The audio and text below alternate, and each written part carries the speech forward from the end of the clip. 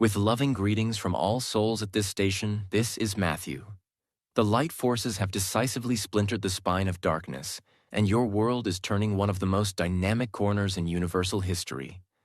In coming weeks and months, you will see the chaotic aftermath of an ages-long storm evolve into international mopping up, and then world reconstruction will get underway in earnest. That vital action is part and parcel of the positive changes within hearts and minds.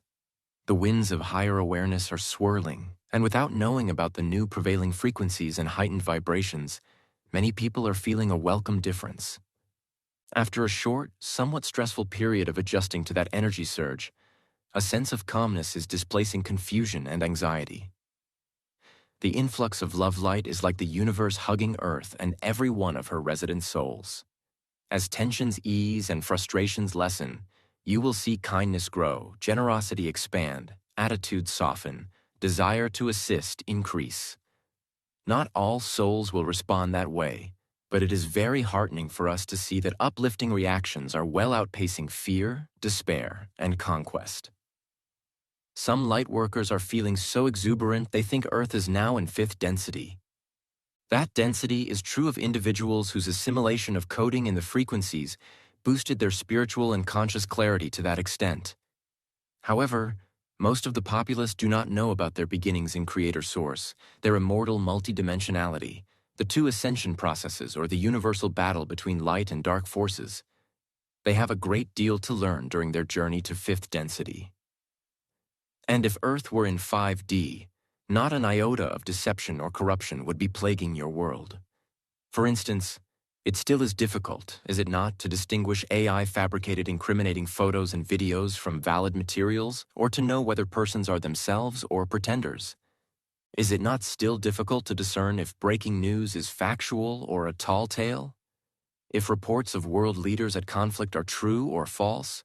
Or if dire predictions are real or dark ones' attempts to create fear? On that last point, we assure you no dire predictions will come to pass. Beloveds, please direct the energy in your thoughts, feelings, visions, and daydreams to benefit yourselves and your world. Keep in mind that what you do isn't confined to Earth. Whatever happens anywhere in this universe affects everything else everywhere else. As you and the souls you helped awaken use your co-creational abilities to establish the love-light foundation of Earth's golden age, you will be assisting and assisted by other civilizations that also are building glorious new worlds. This entire universe is on the move to manifest peace, joy, health, harmony, and prosperity in grand abundance as lighted beings everywhere are building on a foundation of freedom from darkness, independence from control. My mother's acquaintance, a Scottish medical doctor, psychiatrist, and shaman who has lived in Peru off and on for the past 20 years, is familiar with body's self-healing systems and all natural healthcare remedies. A student of Eastern and ancient esoteric philosophies, he also is a prolific writer of poetry and prose. With his permission, we share what he recently posted. True freedom and independence are the essence of existence, the unshackled breath of the soul. They are not mere privileges, but the very marrow of life. The silent rebellion against chains seen and unseen. To be free is to dance with the wind, unbound by the gravity of expectation, to carve one's path through the wilderness of endless conformity. Independence is the quiet, never-ending fire that burns within, the refusal to be a shadow in anybody's or another's light. It is the courage to stand alone, yet connected to the universe and the cosmic consciousness. A solitary star in the vast, infinite cosmos, radiant and unafraid. In their purest form, they are the symphony of selfhood, the melody of a life lived authentically, where each and every step is declaration. I am, I choose, I am free. So mote it be. Long live true freedom and independence. Was selecting an American as the new pope a strategic decision or an accurate reflection of the cardinal's respect for him? His selection was a strategic decision.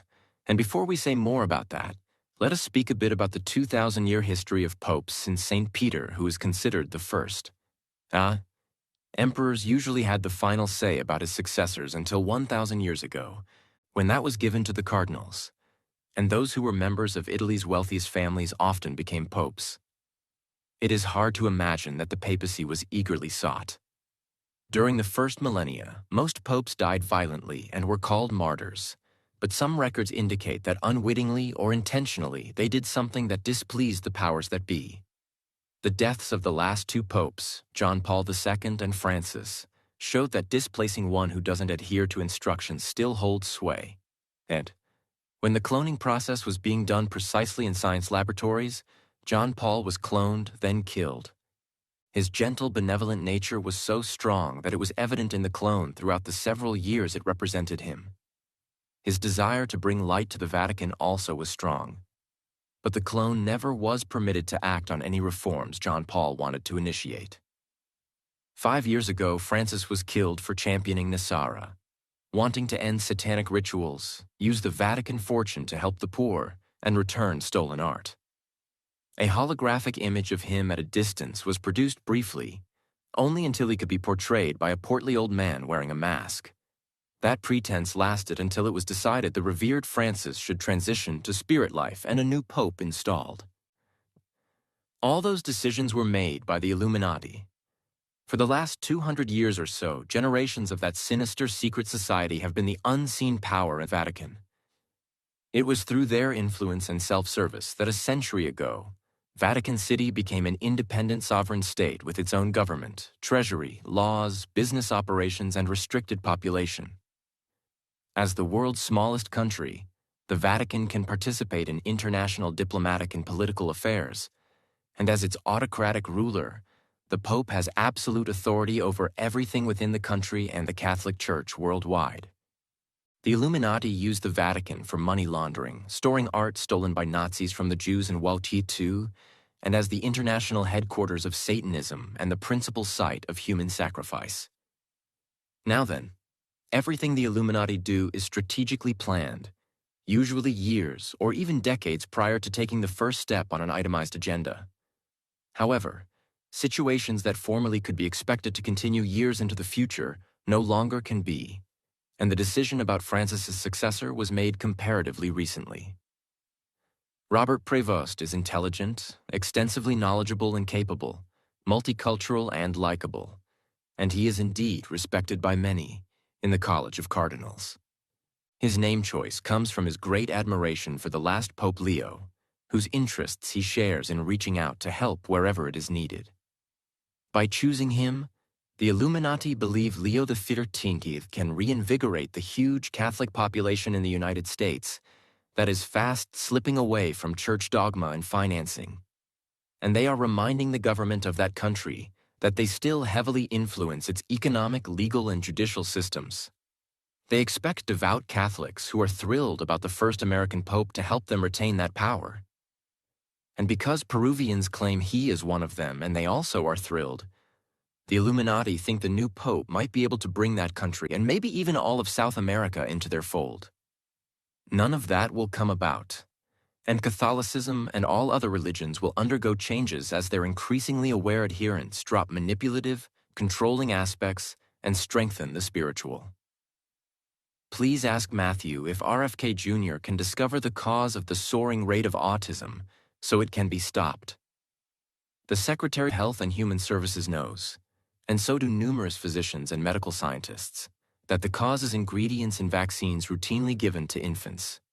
To avoid the appearance of any connection between vaccinations and autism, vaccine batches have varying levels of damaging ingredients or none, and that stark difference is reflected in the population. It remains to be seen what Mr. Kennedy's formidable foes, the medical industry's peak management and lobbyists, will do to prevent his disclosing evidence that shows their unconscionable actions against humanity's well-being and life itself. Western medicine is the collusion between the directors of the alphabet organizations all the way to WHO and the owners, managers of insurance, pharmaceutical, and hospital administration corporations. Those collaborators who are Illuminati, deep state, one world order, shadow government, and other designations create dis-ease and diseases because everything associated with physical, mental, and emotional health care is immensely profitable for them. End. They have killed, imprisoned, or stripped licenses from medical personnel who cured illness by natural methods or the use of frequencies. Along with proliferating toxins via a variety of vaccinations, they have banned successful remedies and suppressed technology that could greatly benefit the peoples.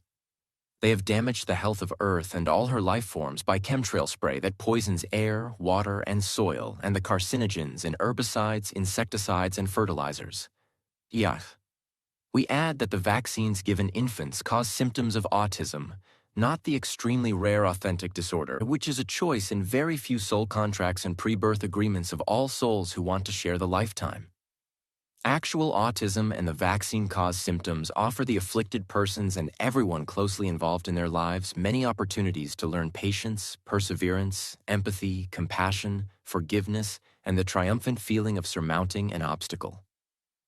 What's the reason there are so many kids and adults diagnosed with ADD or ADHD in the USA? What's happening? Half a century ago, some individuals' carbon-based cells started transforming into the crystalline structure, where cosmic knowledge is stored, and some souls incarnated with crystalline cells. Those individuals were more intelligent and gifted than their peers.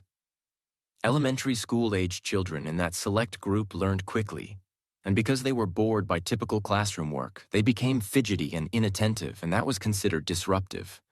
Instead of providing those students with more advanced, stimulating educational materials, teachers notified parents. Instead of nurturing their children's extraordinary brightness, questioning nature, and eagerness to learn, most parents took them to doctors.